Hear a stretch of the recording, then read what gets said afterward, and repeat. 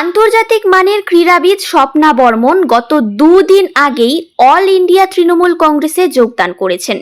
তার এই সিদ্ধান্তে রাজ্যের রাজনৈতিক মহলে যথেষ্ট চর্চা শুরু হয়েছে। ক্রীড়া ময়দান থেকে এবার সক্রিয় রাজনীতির মঞ্চে তার পদার্পণ বিশেষ তাৎপর্যপূর্ণ বলেই মনে করছেন অনেকেই।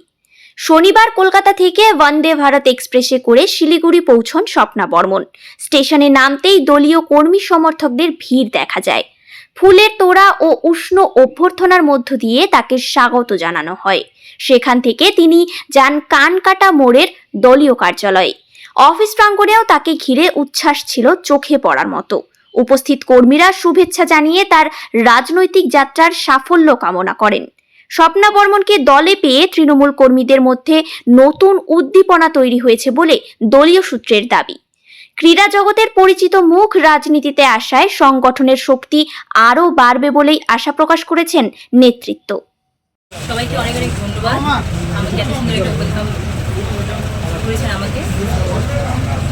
সবাই জানেন আমি মমতা বন্দ্যোপাধ্যায়ের টিভির হয়ে আমাদের কংগ্রেস টিএমসিতে আমি জয়েন করেছি এবং আমি চাই মানুষের জন্য কাজ করতে।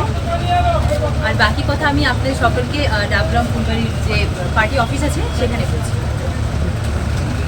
বাকি সবাইকে অনেক অনেক ধন্যবাদ। আশা